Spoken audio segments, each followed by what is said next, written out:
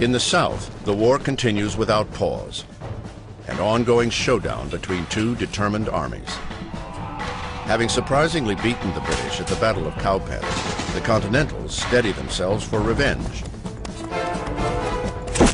The British will seek to make an all-or-nothing push to annihilate the rebel force.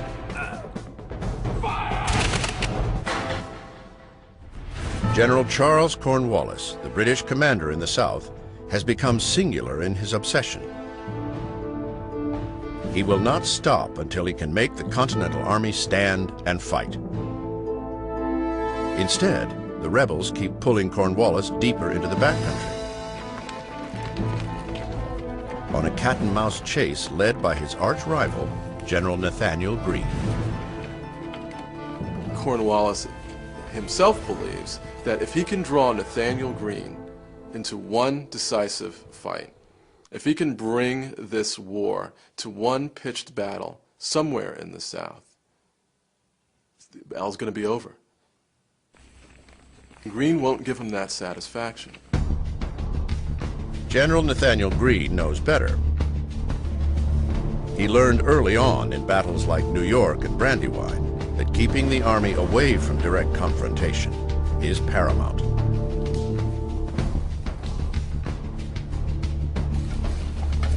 Like a boxer who realizes his opponent hits harder, Greene's plan is to keep moving, to wear down and exhaust his enemy. If he can buy time, he can get reinforcements. Greene draws Cornwallis step by step farther from his lines of supply, farther from the possibility of reinforcements, farther from the point of no return. Greene has been leading a chase for months that zigzags across the South.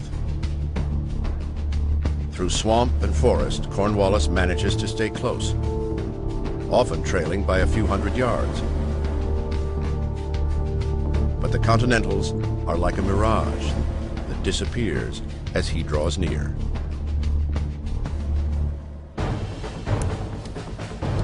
The two sides regularly skirmish amongst scouting parties. But the main armies never meet. Greene's Continental force is smaller, lighter, and faster. The British, by contrast, are encumbered. They will need to take extreme measures to keep up.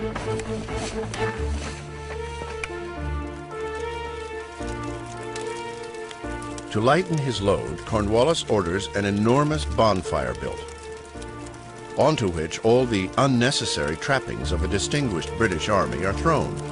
Wagons, tents, clothing, fine china, silver, and cask upon cask of rum. Cornwallis is very earnest. He does not want to allow Greene to escape. He is going to do anything within his power to catch up to Greene. In this situation, without baggage, necessaries, with zeal and bayonets only, it was resolved to follow Greene's army to the end of the world. Brigadier General Charles O'Hara. It is a fateful decision that he will pay for later. The race picks up speed. The two armies begin to travel at an almost inhuman pace, moving as much as 40 miles in a single day. Greene now sees only one chance for survival. As Cornwallis chases him toward the Virginia border, Greene makes a daring move. He splits his army, sending one branch toward the upper Dan River, while the main army moves east, where Greene has commandeered all the boats along the crossings. Cornwallis, fooled, dutifully follows the decoy. It bought Greene the time he needed to move down the river to the point where the Continentals had gathered all of the boats on that river and crossed at a point that Cornwallis could not hope to cross. Greene's plan works. He moves his entire regiment, all 2,000 men, across the Dan, reaching the other side just in time. The British, realizing the ploy, rush to the crossing, arriving just hours after the last of Greene's boats leave. Cornwallis, so close to the victory he sought, recognizes that the chase is over.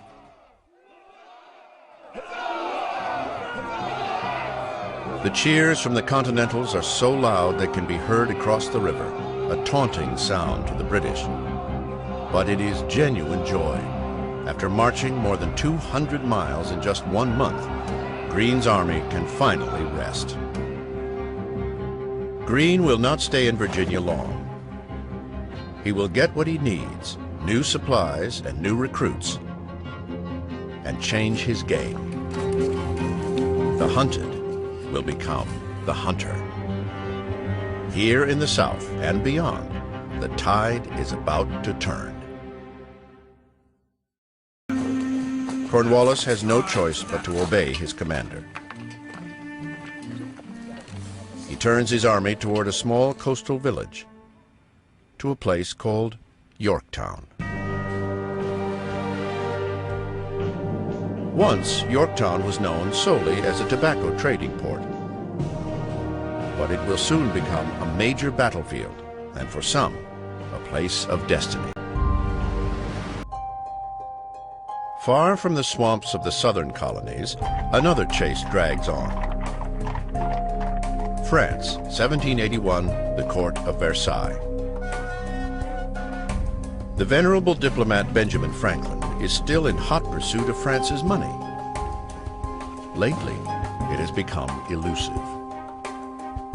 King Louis XVI, America's ally against the British, has given more than $100 million in direct aid to the revolution. In fact, he's going broke funding the Americans. Yet it never seems to be enough to satisfy Ben Franklin. Franklin gets these truly amazing shopping lists from Congress. They are requisition lists for everything from thimbles and shovels and thread and drums and paintbrushes too. Oh, and by the way, 30,000 blankets and 50,000 uniforms, and a ship of the line would be nice too. Franklin's essentially constantly approaching them with his tin cup and being told, but we already gave at the office. You know, being told we've already given you X, how can we possibly cough up more? Franklin is caught between two masters. On one hand, he must convince the French that the American Revolution can still be won. On the other, he must assure Congress that French aid, the key to the war, is on its way. Some Americans, like General Washington, have reason to doubt it. Washington was always confused and perplexed, and until the end disappointed in the French. The soldiers that they did promise didn't get here fast enough. He didn't feel that there were enough of them. He's worried about the help that the French have given him, if it's going to be in time. Unbeknownst to Washington, his concerns are being answered. Quietly, on its own schedule and with its own agenda, the French Navy finally makes a move that will change the war.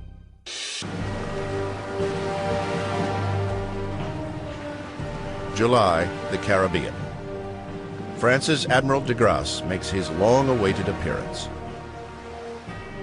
The fall is hurricane season in the Americas. This is a time when, for the most part, shipping comes to a complete pause in the Caribbean. And so it's the right moment for de Grasse to leave the Caribbean and assist their allies in North America. I am sorry to see the distress in which the American continent finds itself. You can note the desire I have to provoke a change in your favor of the situation. Admiral de Grasse. The French Navy, thus far an absent player in the Revolution, now turns north with 28 ships, 3,000 men, and long-awaited money to pay Continental soldiers. But they also come with a catch. It will be the French, not Washington, who decide where they will land. In their view, the British are weakest in Virginia, near the Chesapeake Bay, at the small port of Yorktown.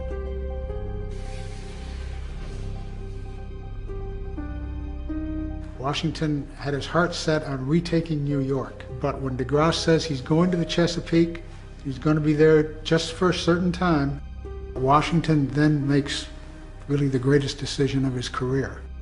He knows, he seems to sense that this is the time. This is the time to strike. It may be declared in a word that we are at the end of our tether, and that now or never our deliverance must come. George Washington. With all he has, every soldier, every cannon, every French reinforcement, Washington moves south.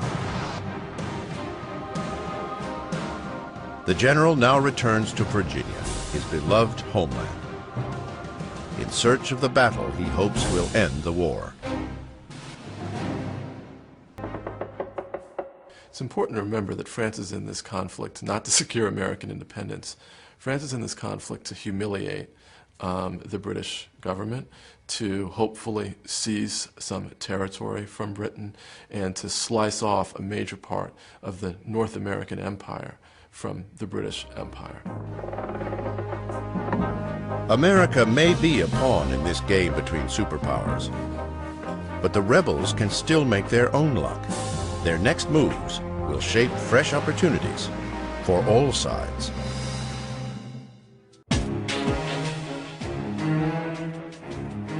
Losses in the South and stalemate in the North have left the British command in America in disarray. Worse, public confidence back home is weakening. London, England, 1781. All of Britain is tiring of this increasingly unpopular conflagration, whose costs in money and human life continue to escalate. King George and his cabinet may try to spin it differently, but they cannot change the facts. The insurgent colonies are showing no signs of submission. The British people are saying, come on home. What's in this for us? They're wondering, how is this going to end? How is this going to play out? Or is this just going to go on forever? A convergence is taking shape.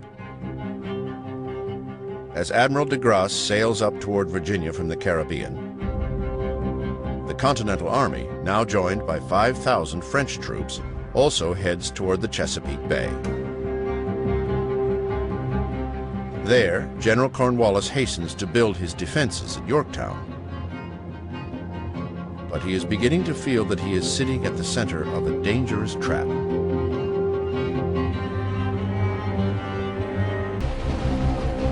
September 5th. Admiral DeGrasse and his French fleet arrive first to the Chesapeake Bay and take on the inadequate British force sent to chase him out. The two navies clash at sea for 4 days. Both fleets are badly hurt, but it is the British who must give up the bay. They needed to drive DeGrasse out of the mouth of the Chesapeake, and that they failed to do. DeGrasse, in one pivotal battle, captures control of all that comes into or out of Yorktown. General Cornwallis knows his situation is worsening. He needs more help. He needs reinforcements. His commander, Henry Clinton, has not budged from New York. Sir Henry Clinton to Earl Cornwallis, New York. Your lordship may be assured that I am doing everything in my power to relieve you, if the winds permit and no unforeseen accident happen. This, however, is subject to disappointment. Sir Henry Clinton. Earl Cornwallis to Sir Henry Clinton. Sir, I shall have no doubt, if relief arrives in any reasonable time, York will be in the possession of His Majesty's troops. General Charles Cornwallis. Cornwallis, feeling magnanimous, takes faith in Clinton's tepid promises. Imprudently, he stays put. One by one, his routes of escape are cut off. de Grasse's ships inch up the York River. George Washington takes the south. French ground troops occupy the north and west. 17,000 French and Continental soldiers now surround Cornwallis. Washington presents his plan. Launch a massive frontal assault on Cornwallis. His European allies disagree. Yorktown has now become heavily fortified. Washington will lose a lot of men in the assault. General Rochambeau, the French commander, suggests a long-range siege of cannon and mortar. Washington sees it as a better strategy. One of his great gifts as a commander was to listen to other people and often do what other people suggested, even if he was against it at first.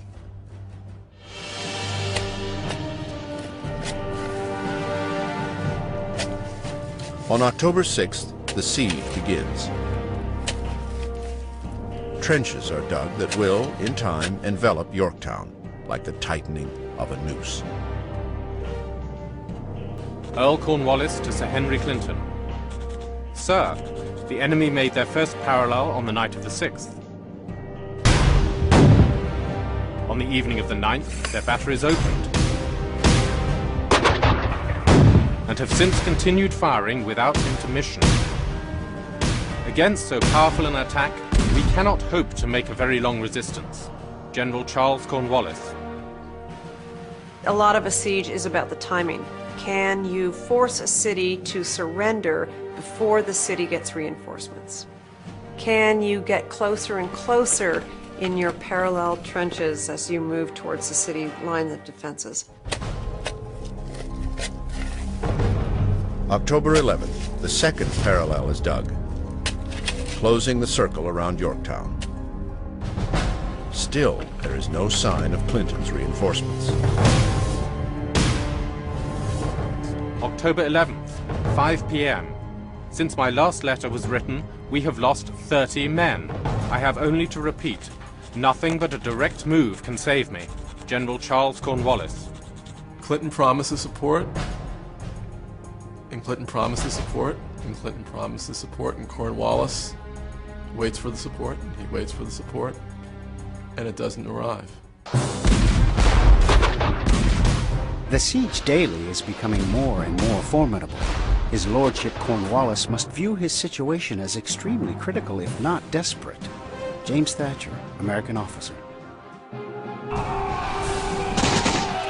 October 14th, 8 p.m. Washington's troops close in and make a full-scale attack on the outer redoubts of the fort.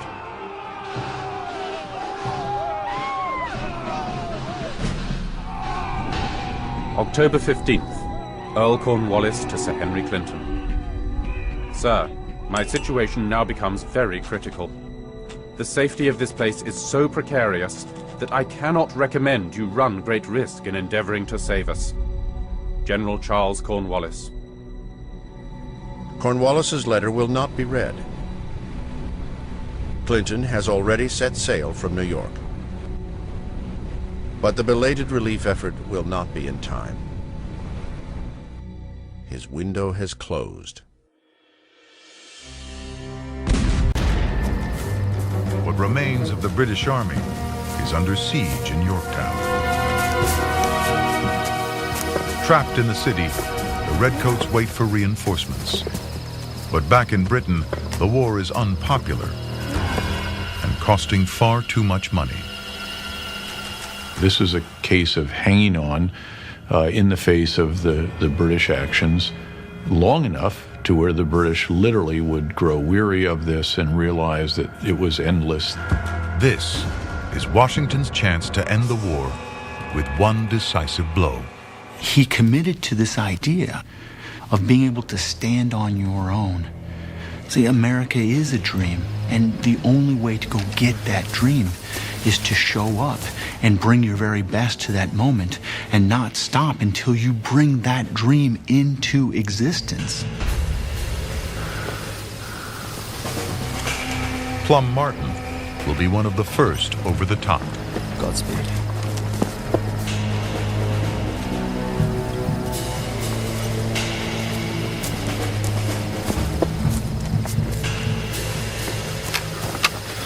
How you doing, old friend? Good. How are you?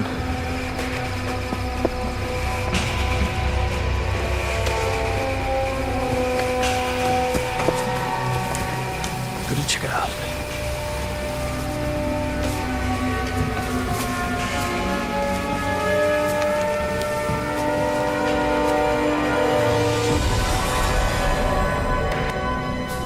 Behind Yorktown's defenses, 9,000 battle-hardened British troops are waiting.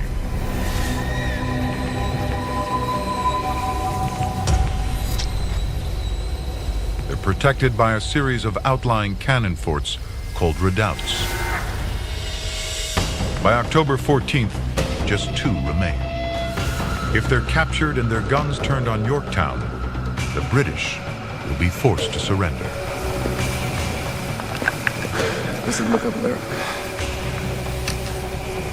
It's time.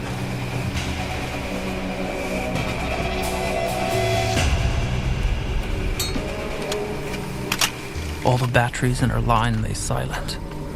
We lay anxiously waiting for the signal.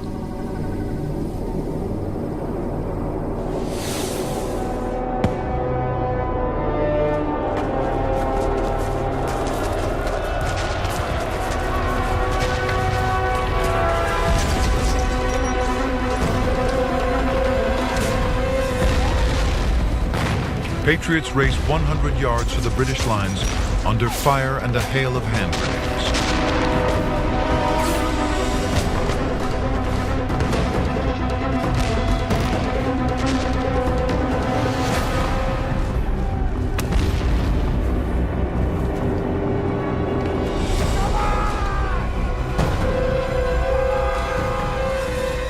A force of 400 break through and storm the British fort. Fighting in close combat with bayonets, they beat the Redcoats back.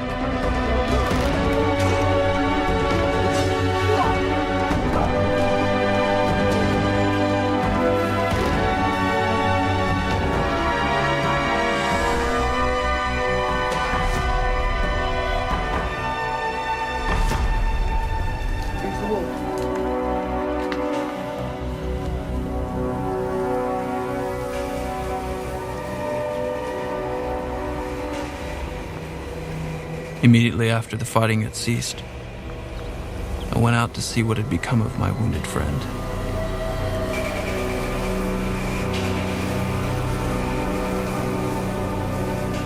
He was dead. 34 of Martin's comrades lie dead or wounded. But they breached Yorktown's defenses. 2 days later, the British surrender and begin negotiations for peace. October 19th, 1781.